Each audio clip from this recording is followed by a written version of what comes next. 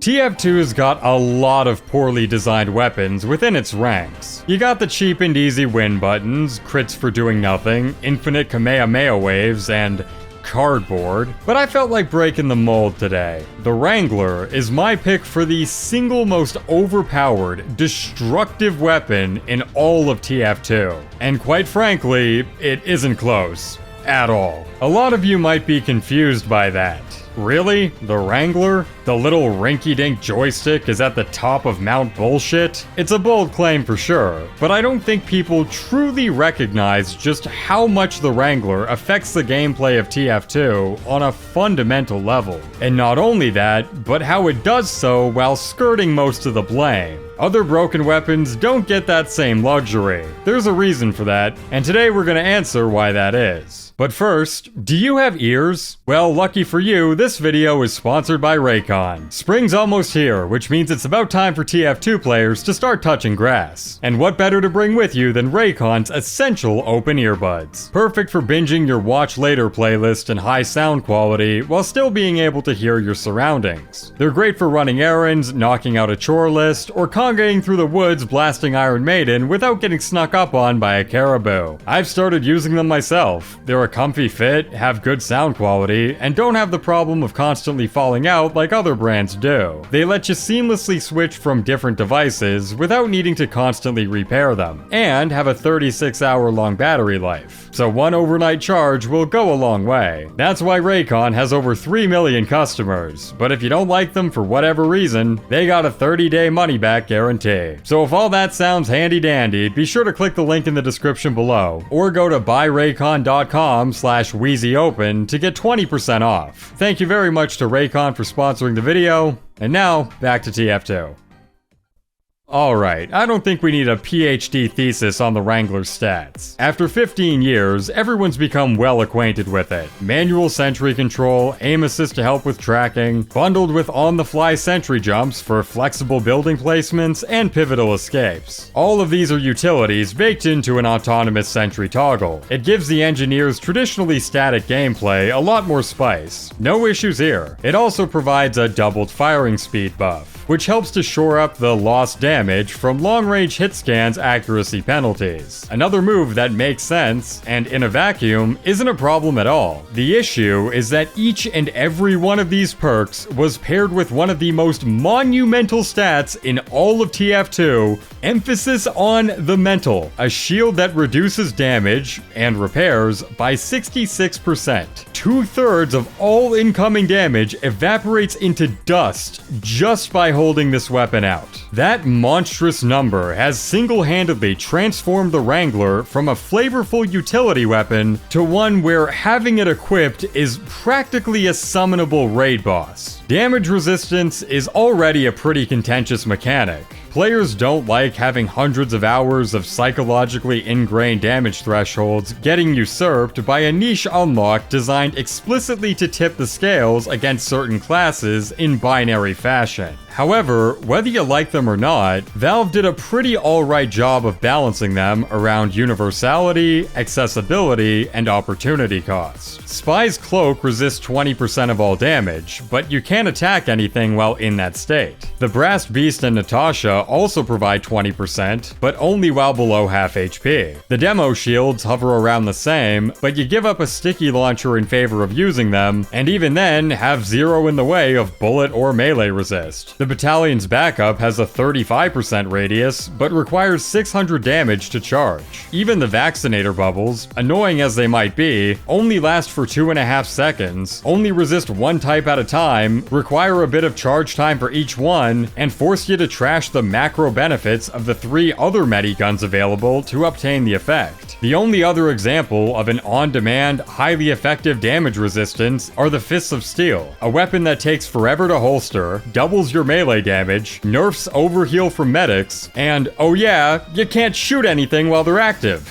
Now by contrast, let's look at the Wrangler, a weapon with the highest universal damage resist multiplier of any weapon in the game on an entity that can't be crit, headshot, or backstabbed, with infinite range, double the firing speed, extra positional versatility that you can toggle on and off whenever you please. And all you're sacrificing for this is a fucking pistol. Boo-hoo. Every single threat that the engineer faces on the battlefield gets neutralized harder with the Wrangler than every one of his other primaries and secondaries combined. His biggest weakness being long-range pressure. Undoubtedly the rationale for the weapon coming into existence to begin with. 3 rockets, 3 grenades, a full and mid-charged rifle shot, mid-range minigun damage, all of this can whittle down a sentry provided you're positioned correctly. Be it through dead zoning, corner peeking, or having a medic close by to shave off any residual damage. The engineer can, of course, respond to this by healing his sentry, but that has a couple of shortcomings. You have a heightened risk of dying to splash damage, the occasional random crit, and spies chilling in the back rooms waiting for the spinal cord gates to open wide. Outside of risk, the engineer's metal reserve is an inherent time crunch. You can only tank so much sentry damage before needing to ditch it for an ammo crate or dispenser, exposing it for just enough time for the enemy team to blow it up. The Wrangler takes this risk, stomps on it, and shines an 18 kilowatt flashlight in the direction of anyone throwing those pebbles. 3 grenades turns into 7, 3 rockets turns into 8, 2 huntsman arrows turn into 6. That's already pretty excessive, but that's compounded by this little drawback that most weapons in the game have to endure. You might have heard of it before. It's called reloading, something that the Wrangler never, ever needs to do. So not only can your sentry tank every bit of damage hurled in your direction, not only can you fight back the entire time, but during any and all force reload interims, you can unwrangle your sentry and heal away most of that damage. If they try to intercept that by firing early, who cares? Just react to the oncoming fire, immediately pull out your Wrangler, and as long as that translucent shuckle shell is attached to your sentry model, back to the reload mire they go. Even if you don't react in time, the Wrangler shield stays active throughout the entire 3-second deactivation period. Why did it need that? I like how on the engineer update page, when referring to the wrangled sentry as defenseless, they have to put inactive in brackets beside it. An extra 430 effective health doesn't read like a mark for death to me. Why are we wrapping an engineer's sentry in 4 trillion rolls of bubble wrap when the weapon providing the effect has been put away? You could already whip it back out immediately for a tripled HP stat right on cue anyways. Why safeguard it this much? The funny thing is that this strategy was made even more efficient. Back in Tough Break during 2015, every weapon in TF2 was given a 25% universal switch speed buff, or about 0.17 seconds per switch. Might not sound like that much, but over hours and hours of gameplay, that extra leeway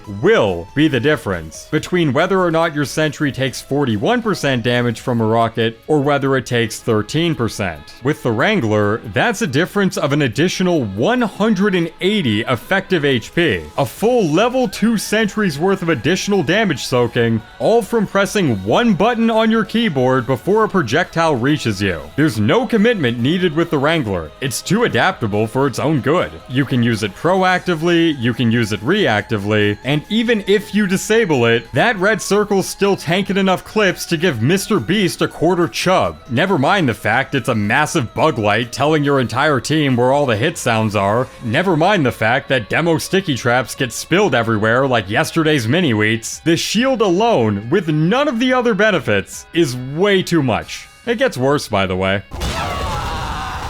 All this talk about damage resistances and effective HP has ignored many of the indirect trickle-down effects. The vast majority, if not straight up all of them, I believe to be net negatives on the gameplay front. I think people tend to underrate how strong an engineer sniper combo can really be. Parking the Bushman right next to the biggest aggro pinata in the game gives you those flinch-immune flow states like nothing else. Of course, more sentry uptime is a benefit to the entire team, but it's bullshit bolstering effect is much more substantial for teammates that hang back and are susceptible to getting flanked, of which Sniper is the prime candidate. Even gunning down the Razorback as spy is a lot less easy to pull off with a sentry in view. The avoid sightline or die counterplay of Sniper is pretty universally viewed as one of the least enjoyable dynamics TF2 presents to the player. Sentries, by contrast, have literally the exact opposite strategy, forcing players into sightlines with distance sufficient enough to spam the sentry out from range. The Wrangler takes this symbiotic relationship and inflates it harder than Pyrocynical's mod folder. It forces the enemy team to spend even more time inside of an impenetrable sniper sightline, neutralizing all long-range pressure while keeping the mechanical guard dog up and running. Combine that with just a couple of bullet sprays being enough to put every projectile class into quickscope one-shot range, and you'll quickly learn how cataclysmically bullshit this pairing can be. This is fucking unapproachable. And so, most players don't. The other team has to confine themselves to hyper-specific options just to cancel out the effects of the Wrangler, the go-tos being direct hit soldier and lock and load demo, as the faster projectile speed and increased building damage lets them two-shot a sentry in quick succession. Now, there are periods where some well-timed grenades will clean house. That is true, but the vast majority of the time, an engineer can and should be able to react to them. If this is wiping out your team's NG consistently, tell them to go queue for Asteroid, because their mind's up in space. They are the best at killing sentries, but you still gotta contend with that longer sightline duration, the engineer healing up during reload periods, and the surrounding teammates chasing you down as they normally would. You can sometimes find some niche positioning where you can corner peek the sentry while still being too out of the way for a grounded assault, but it does often leave you very exposed to any class that can meet you there. So with nickel and dime projectile spam taking on a stark increase in risk with a stark decrease in effectiveness, your next best option is brute force, the ability that many of you have probably been thinking about this entire time.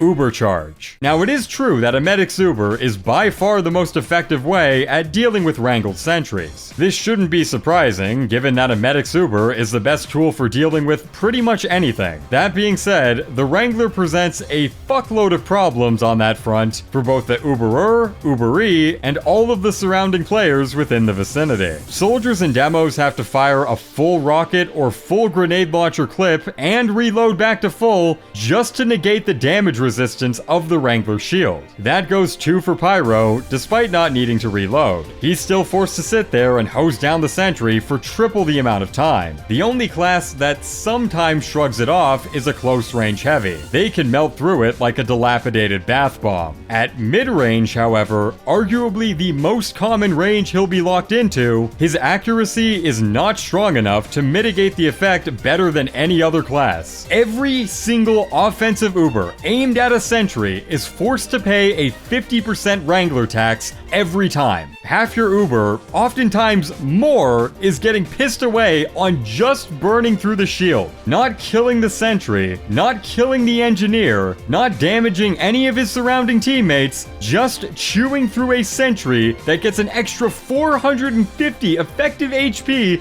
for the low price of pressing one fucking button. Compared to the stock Medigun's 45-second recharge time, the added risk of dodging Crockets and snipers getting into position to activate it at all, and the risk of getting pyro pushed or sticky juggled when you're finally going in for the kill, yeah, I'm starting to think there's a mild asymmetry here. Not only does this impede the core mechanic of the most important class in the game, but it's also just really fucking boring. You don't have any leeway to go on these kill-happy rampages because the Wrangler becomes a black hole of crosshair attention. The only time this doesn't apply is, again, a close-ranged heavy. But he's the one class that can't really chase fleeing enemies to begin with, so it doesn't really change much. You can knock down the Engie and shave off a second or two, sure, but he can always just hold out the Wrangler while booking it to safety. And even if you do kill the Engie, his sentry is still wrapped in 3XL magnums for 37% of your Uber. You're losing pivotal duration whether you get the pick or not. Every second you spend shooting this vibranium-laced game sphere is a second you're not shooting anything else. By the end of it, there are too many reinforcements left alive, forcing you to retreat immediately once the Uber is over. It doesn't happen all the time. Good teams can often read the room and help to redirect fire. But this isn't a situation you'll find yourself in anywhere near as often without a joystick in play. This isn't fun at all. And you know what?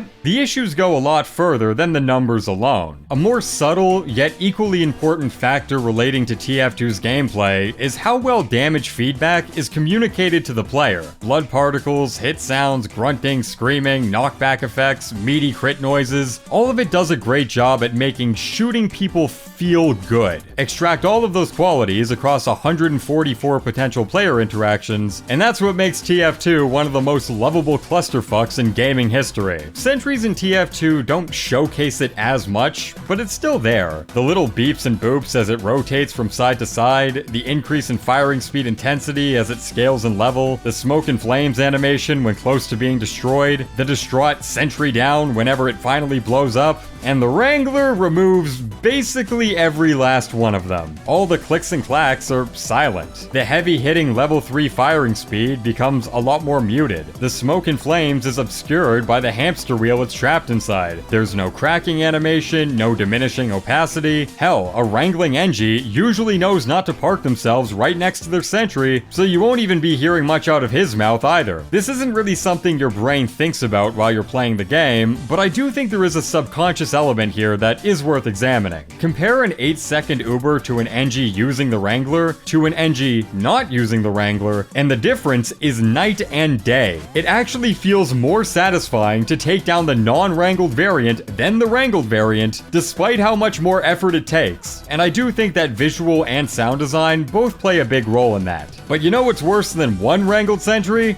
2 wrangled sentries. How we've gone this long without talking about engineer stacking, I don't know. Take everything about the Wrangler, the Uber stalling, the spam mitigation, the infinite range, and multiply it twofold. The ultimate stalemate, brought to you by the staliest of mates. No reenacting Ocean's 12 will get you through this one. Sometimes a double Uber push isn't even enough. Oh, and you know what else we haven't talked about? Team sizes. A factor that will always play to the Wrangler's advantage the lower the player count goes. It's typical for most game-defining weapons to have some kind of loosely correlated balancing mechanism baked into its design. Both Ubers and banners will take longer to charge, but you're also more likely to stay alive to use them. Snowball weapons like the Bizarre Bargain and Eyelander might take longer to get going, but when you're topped out on heads, the lower firepower lets you hold on to them more easily. The Wrangler has no trade-offs whatsoever. It doesn't matter if you're in a 12v12 or a 4v4, that sentry's getting a 430 HP buff and there's nothing you can do about it. The amount of damage flying around may be lower, but the Wrangler does not adjust proportionately at all to meet the new team conditions. It shouldn't, by the way. That'd probably be really stupid, but that doesn't make it a non-issue compared to all the other weapons in the game. Fuck, I'm not even done. There's so much more we can talk about, like how mini sentries become just as tanky as heavies while having the hitbox of a hydraulically pressed bottle cap.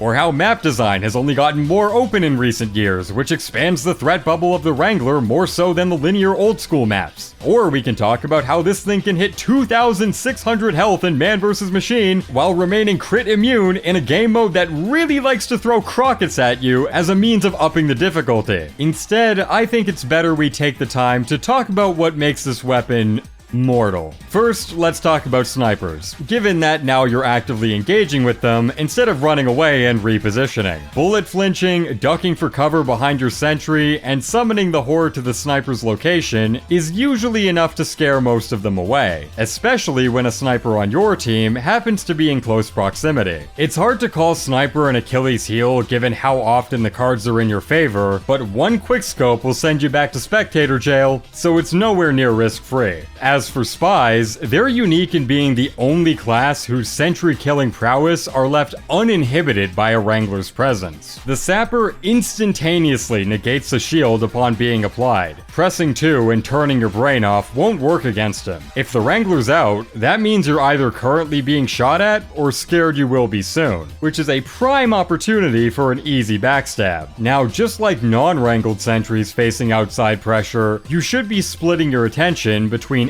enemies at long range and Frenchmen at close range, be it dancing around your sentry to make your movement more ambiguous, or keeping your back to the wall while going in for repairs. Especially common with the Rescue Ranger. When holding the Wrangler, it's the exact same principle. Whether you wrangle from afar, swap to your shotgun or melee, then go back to wrangling, or just hold it out indefinitely as your main offensive tool while twiddling it back and forth like a maniac. Either one works. A 200% defensive paladin bubble and nearby teammates is enough to not have 100% uptime on your sentry. The best thing a spy player can do is go in for the sap, then have a teammate follow up on the incapacitated sentry. This completely neutralizes the Wrangler's shield, and by the time the sapper's whacked off, the sentry's either destroyed or has taken way too much damage that no reactive wrangling will save it for much longer. Problem is, that combo is an anomaly in casual. So much so that I've struggled to get footage of it actually happening. The final trap I've experienced firsthand with the Wrangler is because it's so fucking broken against every offensive threat in the game, it's tempting to just plop your sentry in a more precarious position because of how much damage it's able to tank. Now, this can work,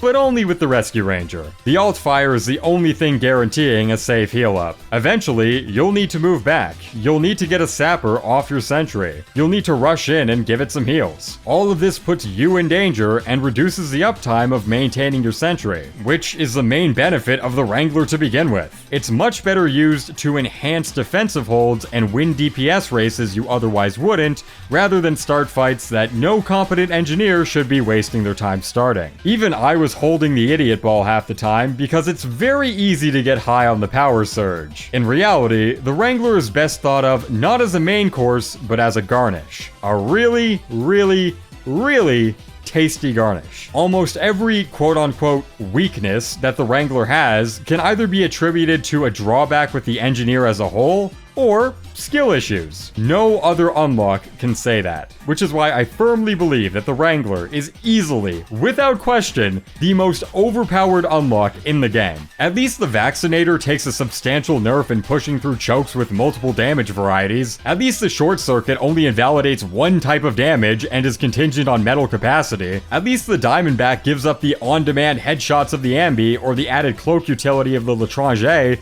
The Wrangler gives up nothing to win at everything.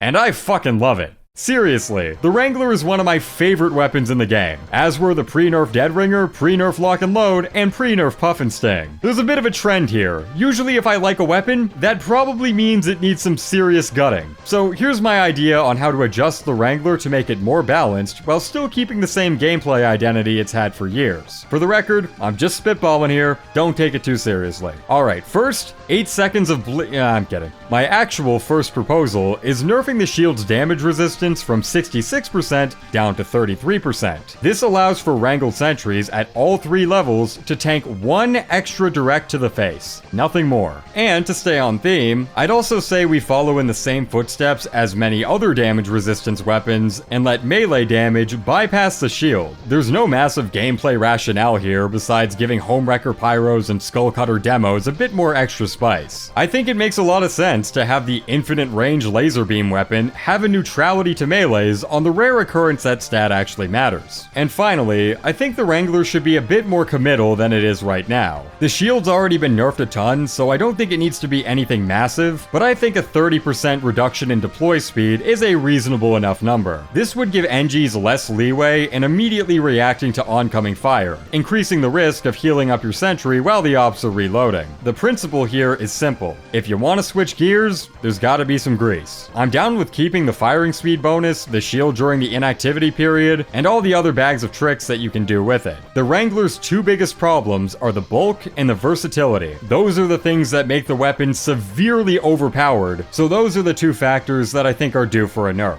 Do I think we'll ever see changes? Probably not. But at least for right now, you all know why I think the Wrangler is the most broken weapon in the entire game. Am I wrong? Of course not, but feel free to tell me why the Vaccinator is actually worse. Maybe one day I'll change my mind. Anyways, thank you all for watching the video. Twitter, Twitch, Discord, second channel, and Club Wheezy server information are all in the description, and that's all I got. See ya.